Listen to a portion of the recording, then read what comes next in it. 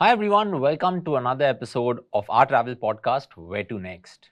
Now, today we are going to talk about something that everyone's been talking about. There is the new Disney cruise that is sailing from Singapore. And if you really check your Instagram and if there's anything travel related on your Instagram, I'm sure you've seen one reel at least about people talking about what you can do on a Disney cruise, what you shouldn't do, tips, tricks, and everything.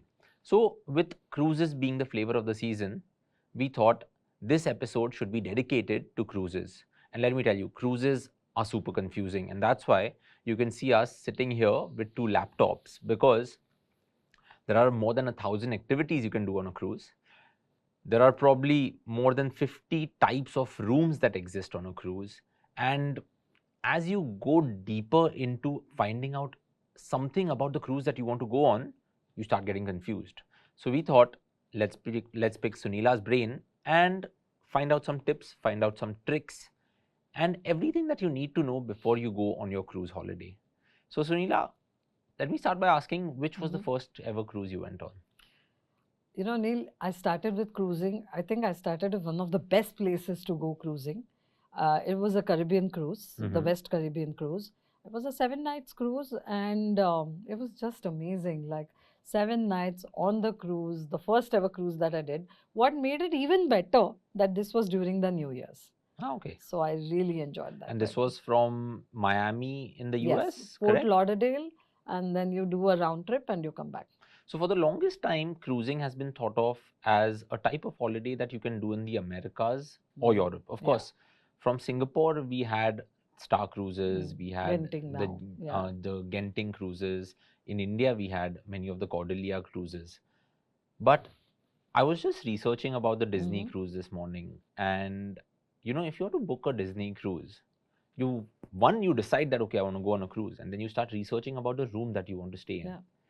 And if you just browse the website, you will find that there is an inside stateroom, there is an ocean view stateroom, there is an outer stateroom, there is something called a concierge stateroom, there is something called a veranda stateroom.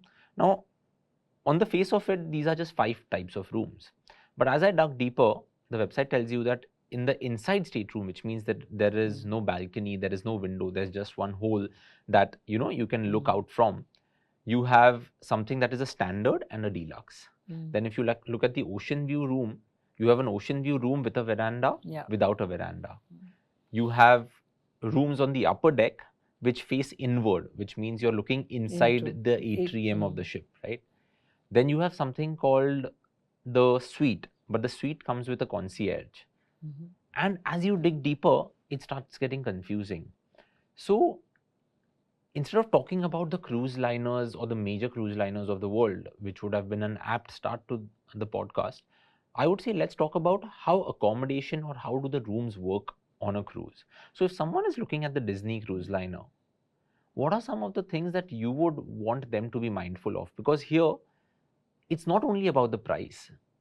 Your holiday depends on the room that you pick, right? And we have heard of disasters in the past. So tell me a little bit about this. Yeah, sure, Neil. I think I'm so glad you started with this because I've heard this statement a lot of times from everyone that I don't care about the room, even whether it's cruise or even when they're selecting hotels, it doesn't matter because we're going to be out all day.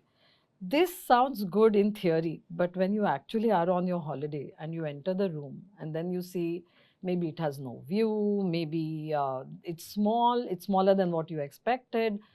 There are a lot of things that are important when selecting a room to make sure your holiday goes well, right? So we think we're going to be out all day, but that you need a good night's sleep to enjoy the next day. Yeah. So it's really important to choose a room well, and there are lots of options when it comes to rooms. So I would say, of course, at the start, when you just look at it, the inside stateroom looks cheaper, and it is definitely cheaper than the other rooms. But you have to decide what you're going to be doing. You have to decide what is it that you want. Now, one of the things a lot of people say when they go cruising is that I might feel like I'm locked in on the cruise and I don't have somewhere else to go. And for me, I feel it's really important when I go, I want to see where I am. Yeah. So when I want to see where I am, for me, the inside stateroom is just out. Yeah. You know, It's not a point of consideration. It's not a for point you. of consideration. But for many people, if there are, say, you know, many couples traveling together or friends traveling together who don't care about where they are and they just want to save money so they can spend on something else, then the inside stateroom makes sense. Then Yeah. you take that and you really then are spending your time outside the room all the time. But for me, I want to see where I am. So I don't even start at the inside stateroom. Ocean view, I would start with that. And Yeah. I remember when I was in Antarctica, I had a porthole and I could keep looking out, which was the best part. Yeah. Of course, now when we book Antarctica, we are starting at the balcony level Yeah. because you want to enjoy that, right? Correct. So I think when you want to save money, but you also want to be able to see out, then the porthole or the ocean view makes sense because then you're not spending that much, but you also know where you're going. And Yeah. it's fun to see the cruise leaving the port, coming into the port. All of that is also fun.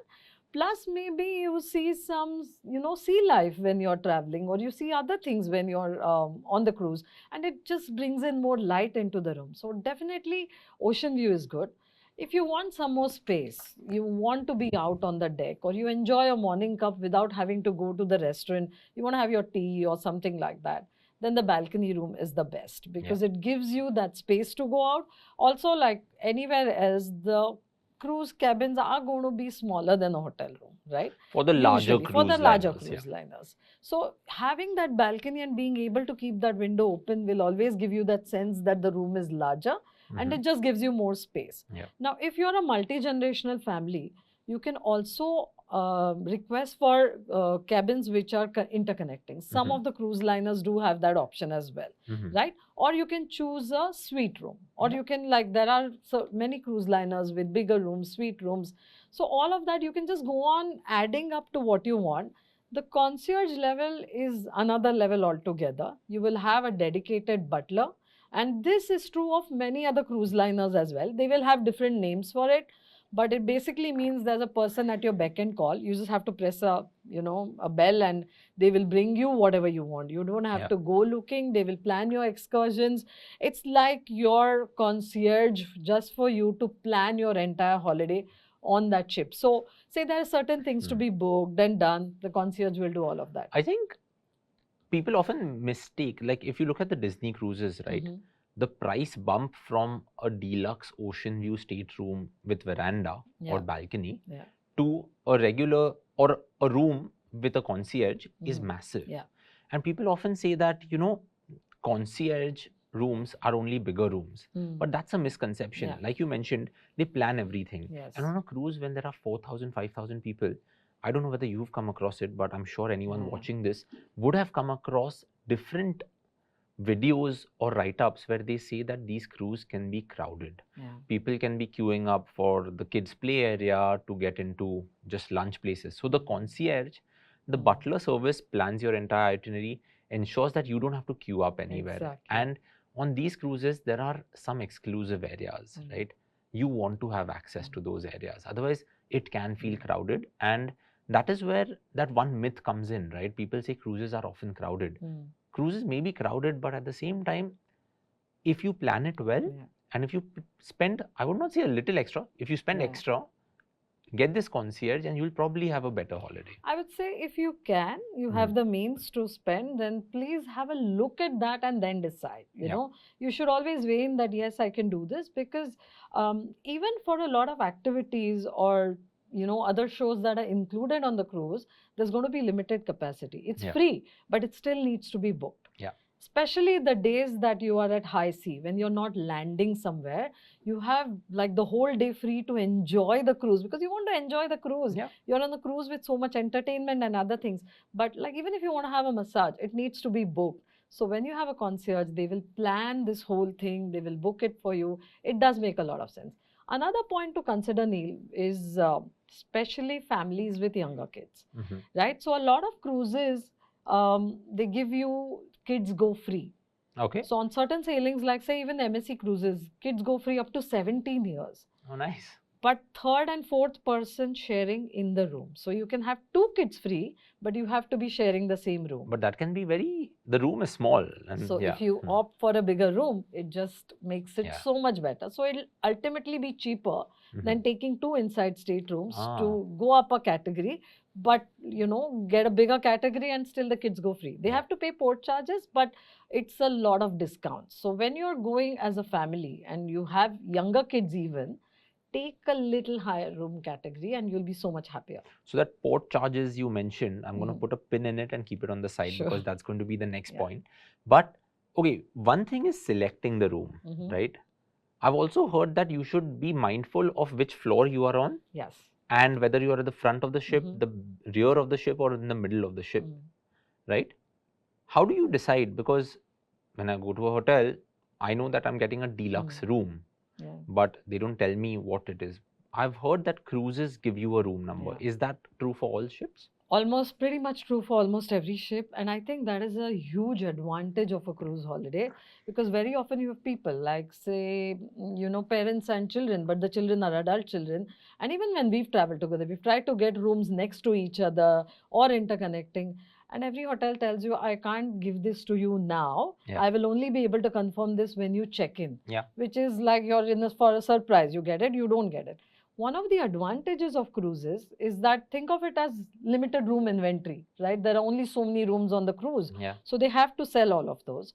So when you're booking and when you're confirming, you can have a confirmed cabin number. So you actually know, I am going to be on this deck at this level, ahead, behind, wherever it is. So you can always give your preferences, and then the cruise liner will come back to you and say that this is what is available and choose which one you want. So I would say the best way to choose is kind of in the middle. Avoid the lower decks, but then the lower decks are going to be cheaper. So if you want to save some money, get that, because some people who don't like to be close to the engine, that is usually on the lower decks. So that those rooms are cheaper definitely. But if you don't want that, then take in the mid-level. Some people enjoy the view from the top, so they want the higher decks. So it's up to you. And then usually, I mean, honestly, the cruises are so big that you don't really feel the bumps when you go. Moving cities. But sometimes people do find that in the front, it can get a little bumpier.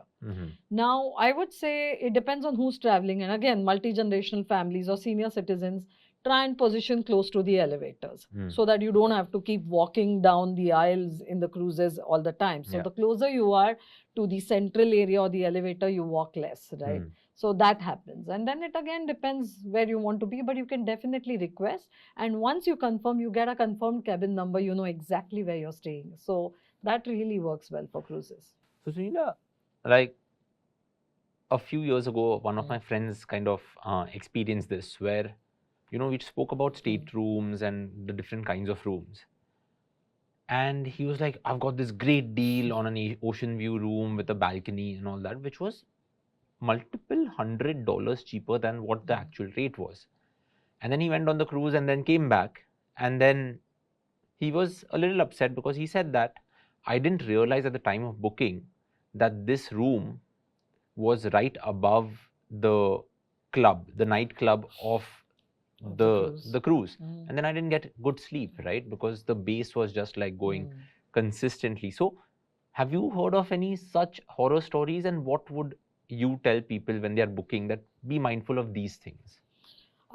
I think if you take enough precautions, then like you said, you don't land up into horror stories. So any deal that sounds too good to be true is too good to be true is what they say. And I think that's absolutely right.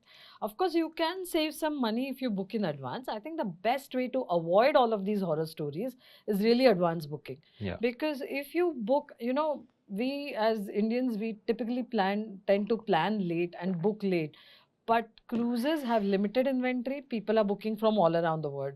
And a lot of people from Europe or the US always book a year in advance. Now, when you book that much in advance, I would say at least 6 months in advance, then there is enough room inventory available for you to choose.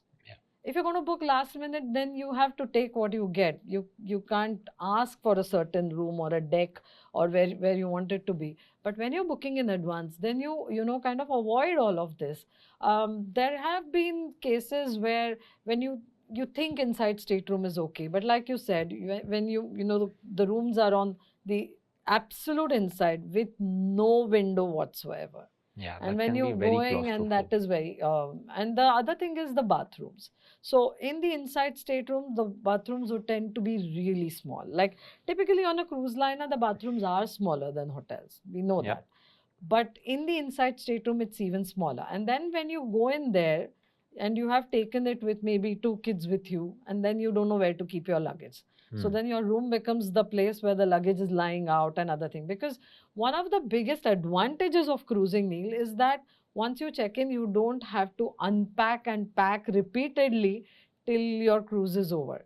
So I think, especially with families, that is really easy. But if you land up with a small room and you have everything all over the place, and with kids, you know how much of extra things you need, the toys and games and food and other things. So not thinking of all this, often people end up with things that they don't want to do. Okay, so we discussed rooms right now, but I put a pin into something you said, that port charges are Sure. included or not included. So when I'm booking a cruise, maybe I'll get a quote saying that, okay, it's $1,200 a night, Yeah. or $2,000 for the entire cruise. What should I be looking at? Is this an all-inclusive thing? What are port charges? What are gratuities, tips? How does all that work? It's a very important point that you raised, because when you're thinking of the price of a cruise, you have to take into consideration all of this, right? So the port charges are the charges you pay, basically the cruise pays for going to certain ports, and for embarkation, disembarkation, and permissions and all of that. So now if your itinerary includes a lot of stops where you can get off on the land and go and explore the city, the port charges are typically going to be higher. Yeah. If it is a cruise where you are mostly at sea and you have maybe half at sea, and on half the days you're landing, then the port charges are going to be lower. Yeah. So that is how the port charges are decided. Most cruise companies are pretty clear about it. They're quite transparent about it. But of course, it's a selling and marketing tactic. So initially, the price you see is going to be without all these extras. When you go to confirm, they will definitely give you the whole list. You should be aware of what the port charges are. So with Disney, they include the port charges. Not every cruise company will include it. So you should check what you're paying for and ask for what are the extras, and then look at the price in total. So many companies would include it, some would not include it. The gratuities are the next most important thing. So it's nothing but tips. These are kind of a compulsion in a way that it's expected, it's mandatory, let's put it like that you would pay. So for example, on a 3-nighter Disney, it's about $48 per person. Okay. So per night or no, total. Okay. So per night it would range anywhere from $10 up, typically, per And person. this you have to pay once you're on the cruise. Once you're on the cruise. So a lot of the cruises leave you a little envelope in the room, and you can just put it in there, seal it, and leave it there. Yeah. So it goes to the people. Some places you can go and pay it at the desk. It depends again on how the cruise is and what is happening. The other thing you should also know is that, say, when we say that a lot of things in the cruise are included and are free, but there are extras also. So some cruises will offer you beverages, but those will be not the premium ones. Yeah. Now, or if you want a completely all-inclusive beverage package, you can do an add-on. It's often cheaper to do it initially rather than do it later and keep paying for it. So choose first and decide what it is that you're looking for, and accordingly go on taking the add-ons, pick on it, and then decide what your price is going to be. Some would give you a few shore excursions also. So when you're landing on any port and you want to go and see things there, you want to go and experience what it is. So let's take Alaska. And if you go to Juneau, you have so many options. Maybe you just want to go and walk in the city, or maybe you want to do a glacier landing, or maybe you want to take a helicopter ride over the glaciers. So there are options again, and the prices will vary. You can book all of this initially as well. If you don't book it, you can book it on the cruise, but you have to be mindful. Shore excursions, especially the popular ones, will get full really quickly. Yeah. So if you do it in advance, you save some money, and the cruises will have some options where, say, you take a few bundled shore excursions together, then those will be cheaper. So these are all the extras. Let's come to meals, right? So most of the meals are included, but there are certain restaurants where, like some even are Michelin star restaurants on Yeah. cruises.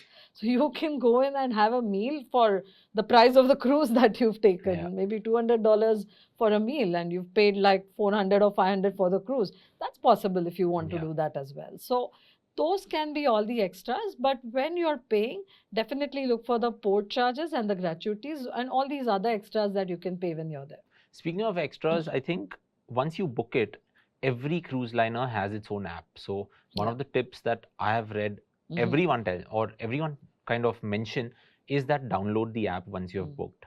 Put in your reservation code, log in, and start booking everything. Yes. One of the things that I remember back in 2013 when I went to Antarctica, I missed out on one of the activities was going and camping on land in Antarctica because I waited till the first day of the cruise to go and book it and it was full by then.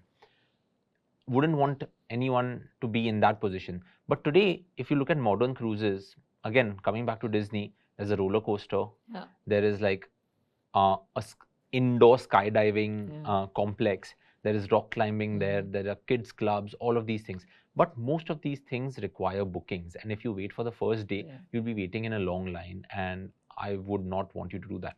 I was reading that some cruises charge you for Wi-Fi outside of WhatsApp and using the app, right?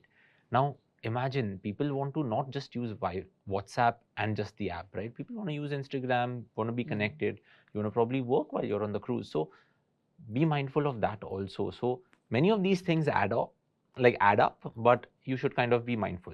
Now, no, you're right, because coming to the Wi-Fi, data charges when you're roaming, especially on a cruise, because you're in international waters, can be really high. yeah, So it makes sense to put your phone on airplane mode and just use Wi-Fi, and definitely taking that Wi-Fi package, especially if you need to be in touch with people back home, if you're, or friends or Instagram and other things, that makes sense too. Neil, you mentioned some of the activities and the crazy things that happen.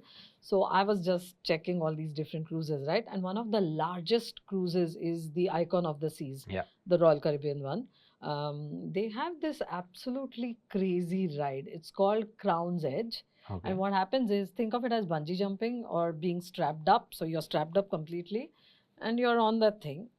And at some point, not known to you, the floor below you just opens and you're hanging on the ocean. oh wow. So those are the kind of crazy things that you can actually experience on a cruise today. So Well, definitely book it. one of the sections I wanted to talk about was activities, right? So let's take that up now. Okay. I was going to take up food, but we'll come to Yeah. food later. Speaking of activities,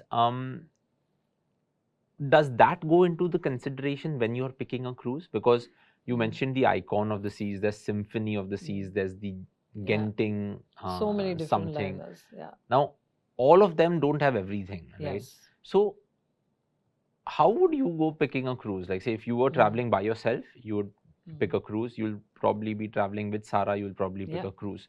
If I was traveling with Raya and Arav, I'll probably pick up a cruise. So, how does this decision making matrix work? No, I think it's a very important part, because choosing a cruise, let's say, you want to choose a cruise because one, you think you want to go to a particular destination, so you would choose that. I want to go and see Phuket and Langkawi. I would go to this cruise. Or I want to do the Mediterranean region, or I want to do the Caribbean. Choosing a cruise kind of is the destination. So I would say first choose where you want to be. And for me, I feel using the cruises where connecting by land is difficult, especially when there are many islands, cruises make absolute sense for me. So like the Caribbean, if you were to do a land, a tour by land, then you are taking flights every day to go from one place to the other. But on a cruise, you've kind of just unpacked once, you're in the comfort of a cruise, you're enjoying five-star facilities, and you're going to every island. So something like that really makes sense. Or say Alaska. These things are even better with a cruise, right? So first is choose your destination. After that, I think you're absolutely right. It depends with whom you're going. Do you want, so say for senior couples, maybe you want an adults only kind of a thing and you don't want the little kids around. then something like a Regent or a Silver Seas, which is more premium, more upmarket, that would make more sense, because then everyone there, some of them even have a child policy that it is an adult only cruise. So like the Virgin Cruises have a child policy, right? Yeah. Yeah, correct. So then you don't have little ones running around, and you have a more peaceful and calm and more luxurious cruise. But say you're going with children, and I've seen this, Neil, everyone says, oh, I'm doing it for the kids, but actually, honestly, even the adults enjoy it so much. See, like you can see, I carry my Disney cup. I don't give this to anyone. I love Disney. So if you are a Disney fan, choosing a Disney cruise makes a lot of sense. And I think the adults love it equally too. Yeah, that was my question. It's Yeah. for kids and adults, right? It's for kids and adults. In fact, a lot of the Disney cruises also have adults only activities. So when the kids go to sleep, or when the kids are in the kids clubs, because they Yeah. have a lot of kids clubs for all different ages, they divide the children accordingly and the activities vary. And you can have your child, being looked after in the kids club and go and do some things on your own. So there are discos and other things also on the Disney cruises. So it's not just for children. And, they have these meet the characters or breakfast with the characters. So it's so exciting to see that. Like I remember still, you remember when we went to Euro Disney some 21 years back? Yeah. That was the cruise, and Sarah was 11 months old then. And her joy at looking at Goofy and Pluto and, all of them was just out of the world. And I enjoyed it because she was enjoying it. And that's what happens on a Disney cruise too. Now, the other thing to keep in mind is that a lot of these cruises, when they are sailing for a long time, like say the transatlantic cruises.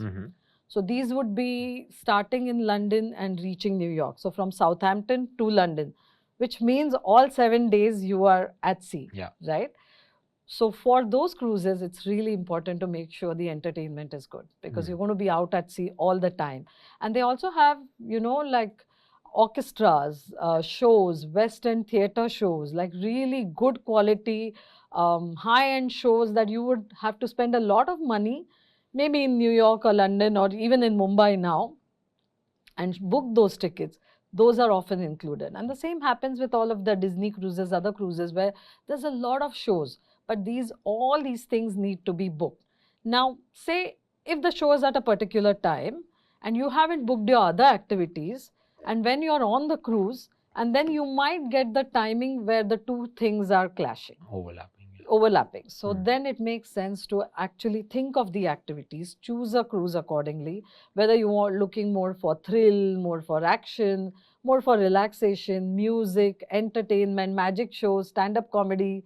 There's so much happening out there. So choose your cruise and then immediately start booking all of these. And I guess then the concierge makes sense, right? You won't have these clashing times. You'd probably ensure that everything is done, because cruises, like I mentioned, are floating cities, right? Because if I were to transition from activities to food, and if I start talking about the food that you get on cruises, food is not just food. Like food is filled with activity. Because I was researching, I came across experiences like dining in the dark, theatrical dining that you can have in London, Paris, New York, right? You kind of get that.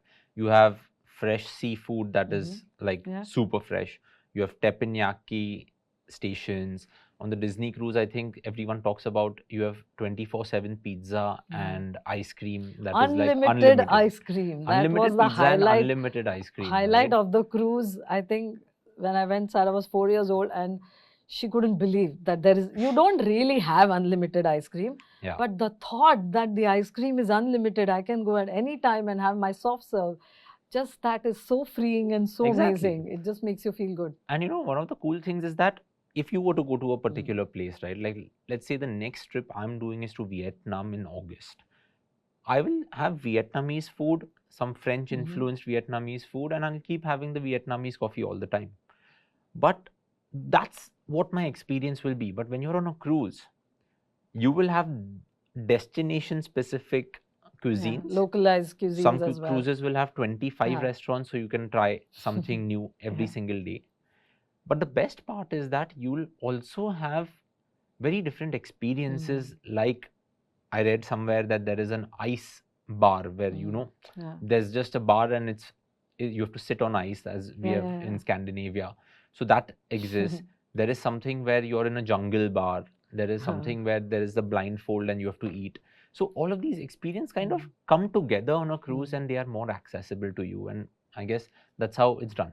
But now if we have all of these things, I have heard of cruises that are 2-nighters also. I remember there was one from Dubai to Abu Dhabi that was a 2-nighter, and that was the Cordelia one, I think. And there are cruises, I think the Antarctica one, which embarks from Australia, is a 28-day cruise.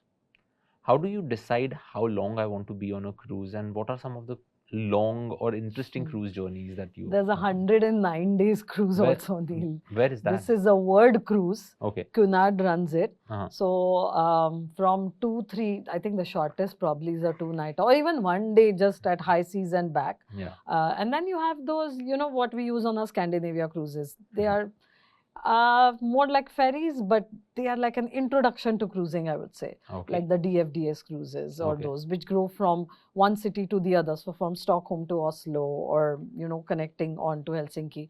So that's kind of just an introduction to the cruise, where the first time you're on a cruise, you're enjoying the shopping, the food, the stay. And then you have the 2 to 3-nighter cruises.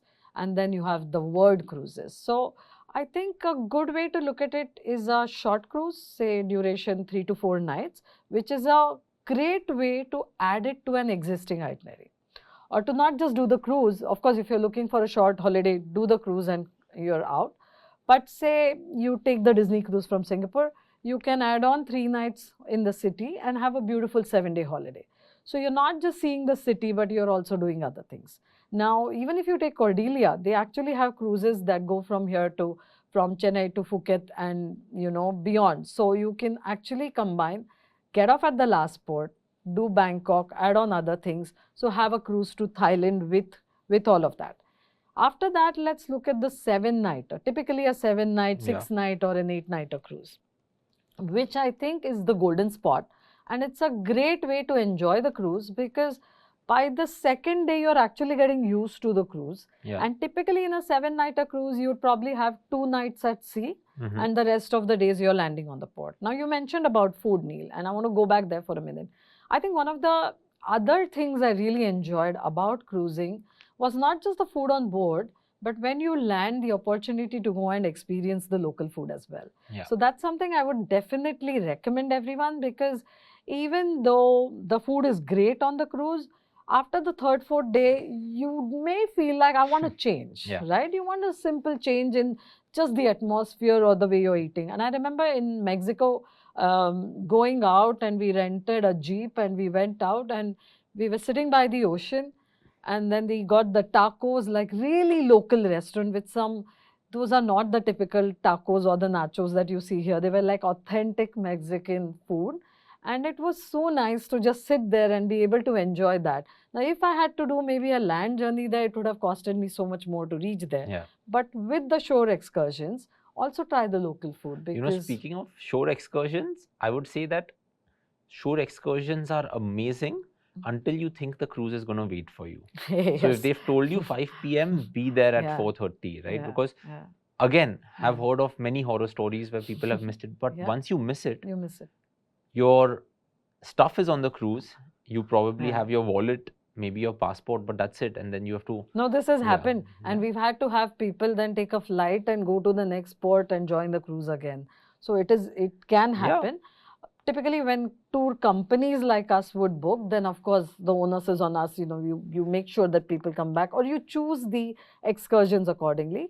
I would say a tip here is, if you're going on your own, then book the shore excursion with the cruise company, because then they make sure that you're back in time. Because then they have booked you, right? So the onus is on them. Yes, then it is their duty to get you back in time. And speaking of cruises not waiting, let's talk about the start of a cruise, right? Check-in, right?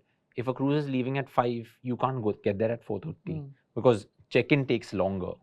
So I remember when we did the Antarctica cruise, we arrived a night before. Yes. So is that a tip you'll give everyone? 100%. I think the best thing to do is to definitely, in fact, with Antarctica, Neil, many of the cruise companies will add a night.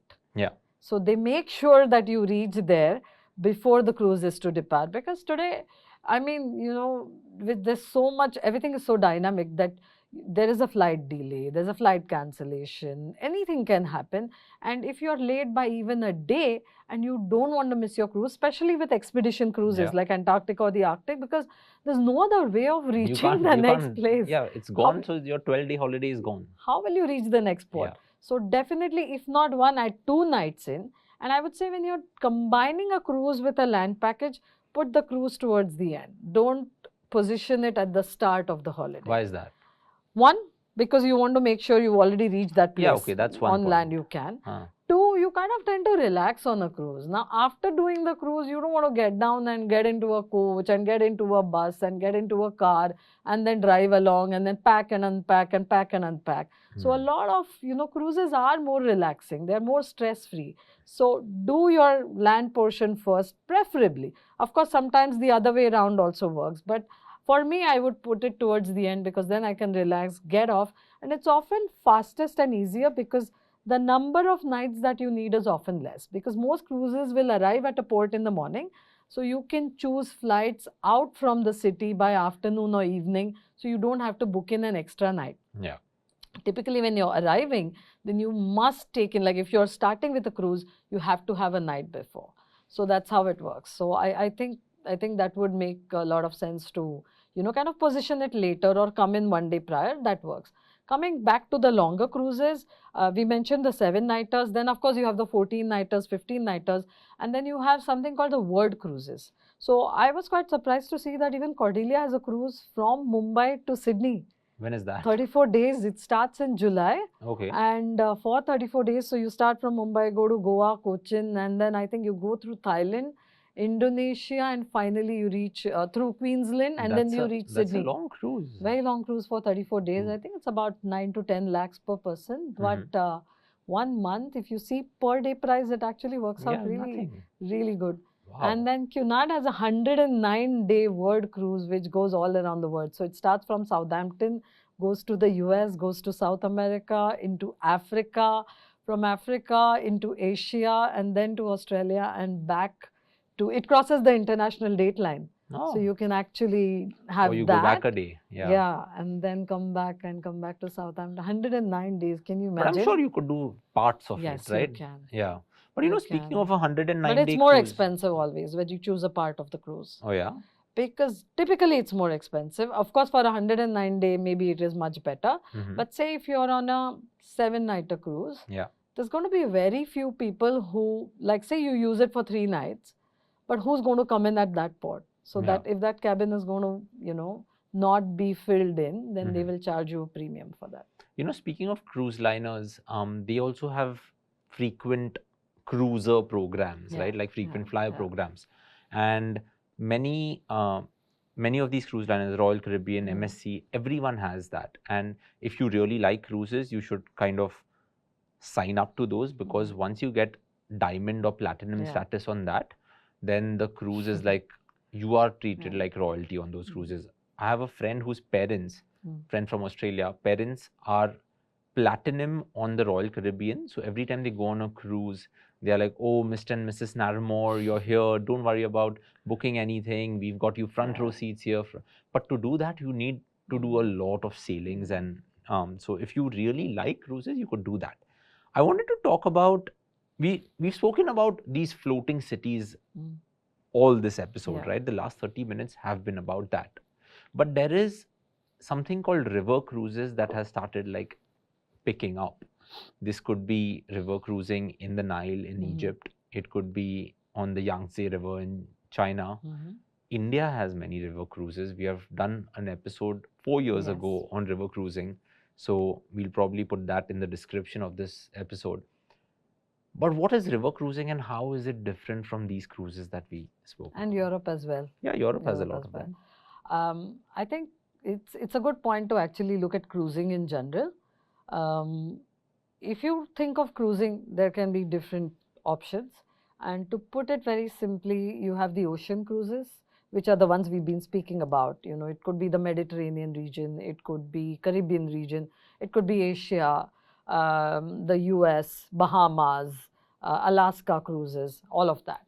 And then you have the ocean liners. So the ocean liners are the ones that can actually do the transatlantic routes, longer cruises where they are at sea for long, like the Queen Mary 2, starting in Southampton, ending in New York. So they're actually just at sea, which probably started off as transport, and that's how, people started traveling. Even before cruising became a leisure activity, it was mainly transport. So that's how these cruises started. And then they realized that, hey, the cruise is lying just empty when you're not using it for transport. Why not convert it to a leisure cruise liner? And that's how the whole cruising started in general. So you have the transatlantic cruises. Then you have the expedition cruises. So you have the Arctic cruises, Antarctic cruises, Galapagos Islands, and all of that, which are mainly, the thought here is not so much entertainment and food, but even that is good. The food is really amazing on those cruises. But it's mainly about going to the place, experiencing, which are smaller. So these are maybe 100, 200 people, maybe 100 cabins on board, not more than 200 to 250. And that's how you should choose as well. The bigger ocean ones can take 3,000 to 7,000 or more people at a time. And then you have the micro cruises, which are for specialized, activities, maybe just 12 cabins on board, or really small ones, which take you inside the fjords, really take you inside. And then you have the river cruising. And I think river cruising is really growing in popularity now. All of Europe, the Rhine, the Danube, the Seine, all these places, and the others you mentioned as well, have river cruising. So, Neil, that I think of it as a really like your floating hotel room. Because when you're on the river, you're actually going through the cities, you're going through the country. So you're not out on the ocean. So that would really suit people who say, there's nothing to see on the ocean liner. I'm just looking out and you just keep seeing the sea. But here, the landscape is changing all the time. You're going through a gorge, you're seeing the mountains, you're seeing cities, you're seeing palaces, you're seeing everything built around you. You're going from city port to city port, so you're not going somewhere far away and then coming into the city. So you are straight going into the heart of the city, and there's, how should I say, like, it's like putting on a television all the time, because most of these cruise liners have these big French windows. So even when you're in your room, you're always looking at something else and really enjoying it. So river cruising is definitely more popular with the more seniors, population, because it's very relaxing. There's a lot of emphasis on good food and good dining with wines and other things, because it's like a beautiful holiday every single day when you're going. And the excursions also easy, because you're getting right into the heart of the city. So the time spent in embarkation, disembarkation is less, because you are, it's really easy. Like, say, suppose you're in Europe, you're probably in the Schengen region, so you're not doing too many formalities at the ports. So the amount of time taken, the stress taken, everything is really less. And whoever's gone on a river cruise, I haven't been on one, it's on my list, but whoever's gone has really enjoyed the whole experience. But would you say that a person who likes a river cruise may not like an icon of the seas? I would say so, because these are smaller numbers, lesser people. I think there's a community feeling, and by the end of the cruise, you've made more friends. But that doesn't tend to happen with the ocean liner. Like even, at Hanoi, when you go in for a Halong Bay cruise, it's a smaller cruise. So the river cruises are something similar, and you're always seeing something. Like, I enjoyed just sitting in the room. Even the bathtub was right by the window. So you could have a shower and look out at other things too. So there are some nice, I will not say river cruises, but small cruises that sail from Japan to South Korea. Yes. And then, because Japan has this concept of onsens and like saunas, they kind of tend to have these unique experiences that you'll be able to enjoy on that small cruise that is there. Now, one thing we have not mentioned is luxury cruises. Because now Four Seasons is coming up with its own yacht. Aman has a lot of its yachts and I'll not call them ships, but boats. Then, of course, when you talk about bigger boats, there is Silver Seas. There's Silver Seas, there's Regent. Yeah, there's Regent. How do things differ on such cruises as compared to your regular cruises? So starting, I think to start off with, on these cruises, typically the number of cabins are lesser. So you don't feel crowded. There's more space per person in that sense on those cruises. The room sizes are much larger than your normal cruises, and the option to upgrade to, like, you should see the photos of some of these cruises. They look like grand homes, like palatial homes, and even the interiors and the decor is more refined, more elegant. So you are actually in that premium kind of an experience throughout. It's not just about the staterooms, but everything, the food, the shore excursions, the concierge. So you'll probably have more staff to people ratio, where there are more people per person looking after you. That's what you look at, huh? When Yeah. you okay, yeah. So you have to keep all of that in mind. And I've seen that a lot of the more premium beverages, premium food, premium dining, all of that is included. Even the shore excursions that maybe from the cruise, you could go sailing on a yacht for one day. Yeah. So there's a difference even in the offerings. It's going to be much different. Like, say, your typical ocean cruise would have, in the Caribbean, when you go to a beach, they often have beach clubs or beach areas that are laid out for you, where you can go and enjoy some barbecue, the zip lining. But that's probably like 1,000 to 2,000 people out there enjoying, right? That is more like 200 to 300 here, or even lesser. Yeah. So right from the start, everything just becomes easier. Your night stays a day prior are in 5 stars. So from the moment you land, every experience then is really different. Some of these cruises also have these packages where they include the tickets, like Yes. the flying, The fly your flight cruises, tickets and all the of fly that. cruises. And one of the things I was researching about the Ritz-Carlton cruise, and all of these luxury cruises have one thing mentioned in bold on their websites, which is like, we do not have rooms, we have suites, right? Yes. And I think the moment you say that, you're kind of upgrading yourself The from sense of space. Yeah. I think everything on that is about the sense of space, which brings in relaxation. So fly cruises, a lot of the cruise liners will put in the flights, and it makes absolute sense to even take that, because again, similar to the shore excursions, when the flight is by them, it's their onus to make sure you reach the cruise, and they will put it in. Very often, a lot of these flights are chartered flights. So it's probably just the people on the cruise on the flights. And not only luxury cruises, but even for expedition cruises, like say Antarctica, the flight to Ushuaia from Buenos might be included by the cruise liner, in which case it's just seamless then. All you have to do is land on the first port, and then you are taken care of. So you don't have to worry. And it makes sense where the flights have lesser seats, so you don't have to worry, will I get seats on the flight or not? Because the cruise liner takes care of everything.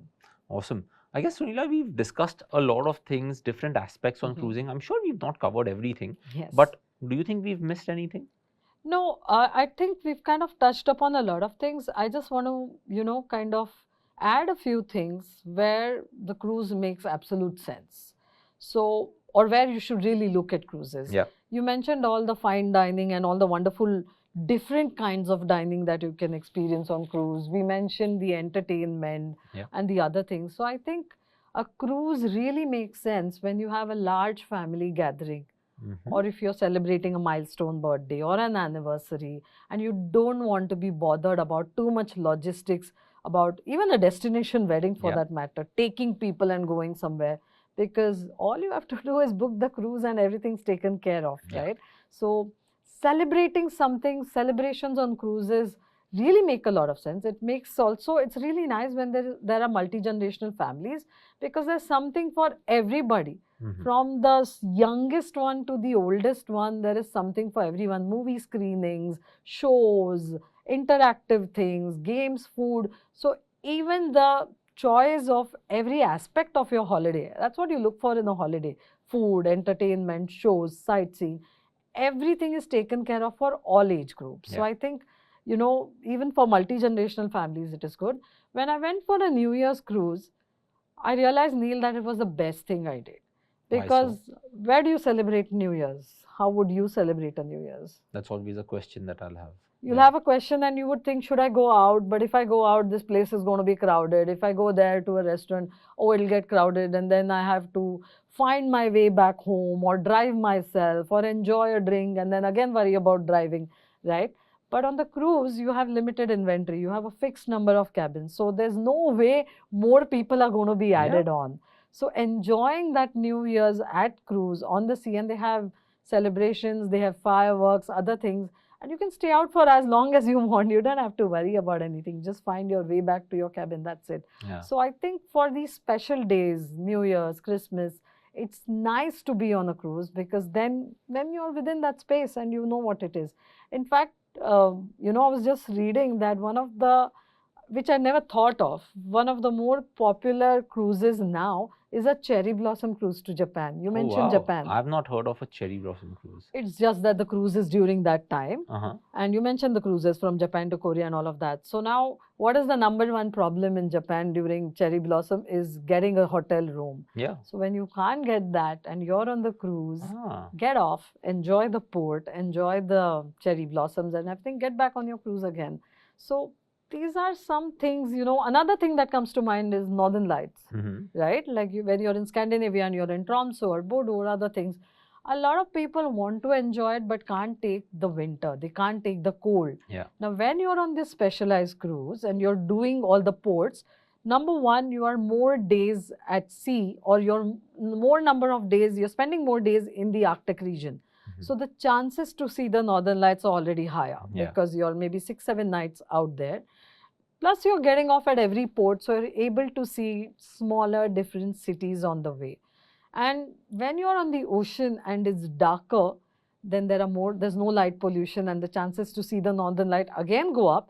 Plus you have the comfort. Like I did the inspection of the Havila cruises, and at the front they have this beautiful glass kind of the dome, like this glass thing, and the bar is right there, and people were sitting down and enjoying a drink. Like I was in Lofoten Islands, and from there the cruise had docked, so we went in to see that, and they were having such a good time, and they didn't have to worry. Like when the Northern Lights alarm goes off, you're inside, so you can actually, it's like a floating glass cabin in that sense, right? You would go and stay in a glass igloo, but you're already on a cruise. So I think these are some special things where I would choose a cruise over a land any day.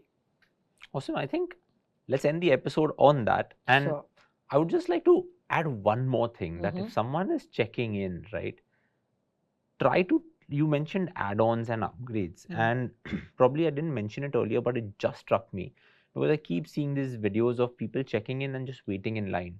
You want your first day on a cruise to be a good day and not a day where you're just like waiting and waiting and waiting. So one hack is that if you're getting on a cruise, it could be Disney, Genting and all of that. From your hotel to the cruise terminal, ensure that you book the transfer and check-in service with the cruise liner. Generally, we take a taxi because we'll be like, okay, we'll Uber it and then we'll get there. But the moment you do that, suddenly what could be 3 hours turns into a small half an hour, 45-minute thing. And many people have been doing it for the Disney cruise in Singapore also. So that's one more. And you can start enjoying the cruise even before it... when no one's there. Yeah, when no one's there. That's there. Awesome. So let's end the episode on that.